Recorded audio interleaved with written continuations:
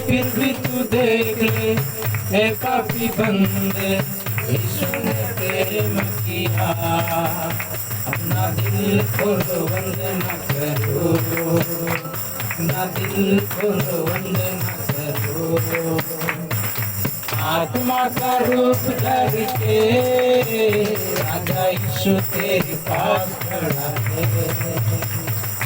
आत्मा का रूप धर के राजा यीशु तेरे पास खड़ा है। Hallelujah hallelujah hallelujah hallelujah hallelujah hallelujah hallelujah hallelujah. एक बार जो तारीफ बजाय परमेश्वर के लिए। प्रकाशित वाक्य अध्याय 2 उसका 1 पद। प्रकाशित वाक्य आखिरी पुस्तक उसका 2 अध्याय 1 पद को पढ़िए।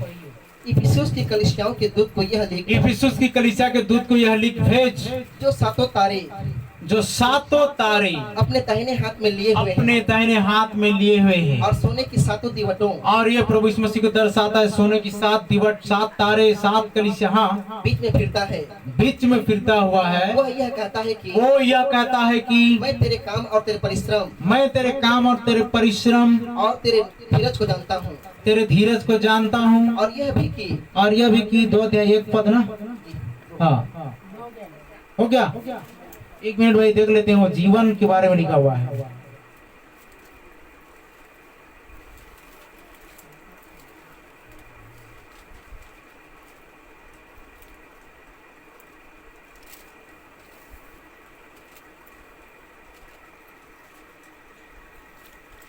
जो दुख तुझको झेलने होंगे, उनसे मत डर।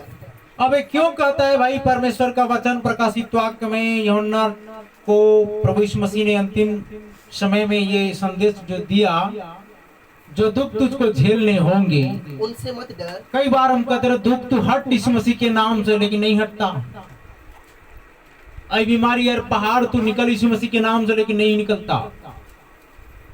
परमेश्वर का वचन यहाँ पर कहता है जो दुख तुझको झेलने होंगे उनसे मत डर, क्योंकि देखो, हाँ इसका मतलब है झेलना पड़ेगा, क्योंकि देखो शैतान तुम में से कुछ को जेल खाने में डालने पर है, ताकि तुम परखे जाओ। क्या किए जाओ? परखे जाओ। अब आप कहते हैं अब परमेश्वर हमें जेल खाने में क्यों डालेगा?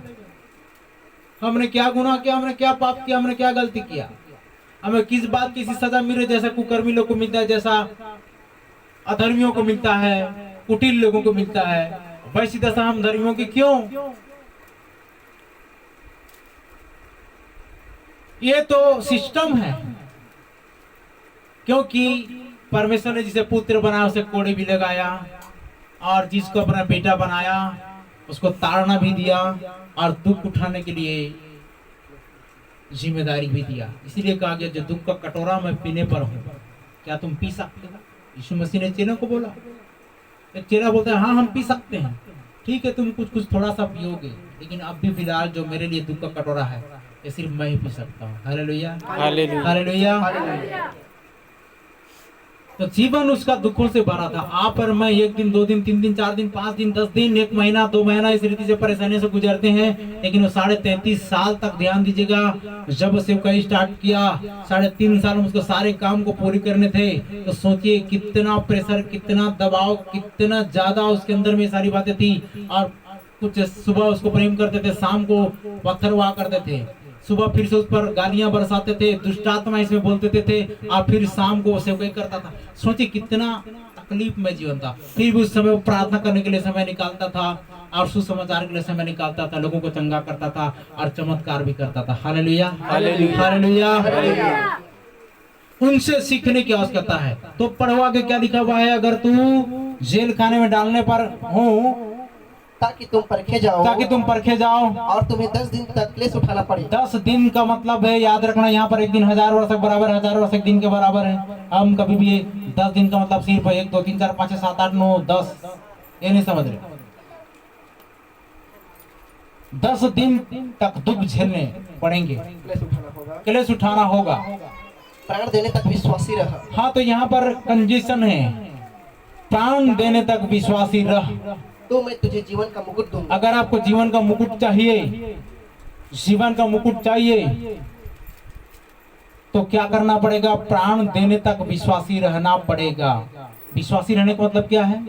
गिरो पड़ो उठो, गिरो पड़ो उठो, ये हमेशा लगातार चलता रहेगा, लेकिन अविश्वास नहीं करना और विश्वासघाती नहीं बनना, विश्वास योग्य रहो। क्योंकि आप संपूर्ण रीति से आत्मा में नहीं है, संपूर्ण रीति से परमेश्वर की सामर्थ्य से भरपूर नहीं है, फिर भी चलने का प्रयास कर रहे हैं। तो लिखा हुआ है कि अगर तू प्राण देने का विश्वासी रहा, तकलीफें आएंगी, कमजोरी आएंगी, घटी आएंगी, बढ़ोतरी आ जाएंगी, फिर से कम हो जाएगा, फिर से ये हमेशा का प्रक्रिया है। क्योंकि नहीं जानते कि आप मौसम को, कभी शीत ऋतु, कभी ग्रीष्म ऋतु, कभी वर्षा ऋतु, कभी ठंड ऋतु, वैसा ही शरीर भी होता रहेगा, वैसा ही जीवन में उतार चढ़ाव भी होते रहेंगे। आप एक समान कोई है जिसको जीवन चलता रहता है? संसार में ऐसा कौन प्राणी है? क्या जिन्होंने आज अमेरिका जो सुख भोग रहे हैं, क्या वो कभी गरीब नहीं हुए थे? क्या जिन लोग आज गरीब का दुख भोग रहे हैं, क्या वो कभी अमीर नहीं हुआ करते थे? थोड़ा थोड़ा थोड़ा थोड़ा सब में चेंजेस और परिवर्तन आया। कई बार क्या करते हैं हम लोग, कंपेयर करते हैं ना, नहीं जीवन ऐसा ही होना चाहिए समान, जैसा कि मुंबई में होता है, गर्मी और बारिश, गर्मी और बारिश, गर्मी और बारिश का कोई और मौसम नहीं, सम तापमान। जाके देखना, ठंड का एहसास नहीं होगा, कभी भी ठंड नहीं लगती वहां, क्योंकि मैं सब मौसम में गया हूँ। Hallelujah, hallelujah. चिलचिलाती गर्मी में भी बारिश होती है, समझ में आ रहा है? क्योंकि समुद्री जगह है। कितना समय मौसम आएगा और एरोप्लेन के मारे तो आपके सिर से उतर जाएगा, ऐसा लगता है। हर 2 मिनट में, हर 2 मिनट में जा रहा है, क्योंकि वो स्टेशन है। और जितना बड़ा छत्तीसगढ़ है उतना बड़ा ये कह रहे एक मुंबई सिटी है। तो हम क्या देख रहे थे यहाँ पर? तू प्राण देने तक विश्वासी रहा तो मैं तुमको जीवन का मुकुट दूंगा। तो कहिए, मेरा जीवन परमेश्वर के हाथ में है, परमेश्वर के हाथ में है। मेरा जीवन प्रभु यीशु मसीह के हाथ में है, प्रभु यीशु मसीह के हाथ में है। Hallelujah, hallelujah. हमने 7 बातें देखी। कितनी बातें देखी? 7 बातें। दोहराएंगे। मेरा दिन परमेश्वर के हाथ में है, मेरा दिन परमेश्वर के हाथ में। मेरा परिश्रम का फल परमेश्वर के हाथ में है, मेरा परिश्रम का फल परमेश्वर के हाथ में। मेरी ढाल परमेश्वर के हाथ में है, मेरी ढाल परमेश्वर के हाथ में। मेरा काम परमेश्वर के हाथ में है, मेरा काम परमेश्वर के हाथ में है। मेरा चित्र परमेश्वर के हाथ में है, मेरा चित्र परमेश्वर के हाथ में। मेरी आत्मा परमेश्वर के हाथ में है, मेरी आत्मा परमेश्वर के हाथ में। मेरा जीवन परमेश्वर के हाथ में है। मेरा जीवन परमेश्वर के हाथ में। Hallelujah, hallelujah, hallelujah, hallelujah. तो अब आपको क्या करने की आवश्यकता है? परमेश्वर की उपस्थिति में जाइए, आंधी भी शांत हो जाएगा, तूफान भी शांत हो जाएगा और तकलीफें भी हट जाएंगी। लेकिन क्या शुरू कर दो?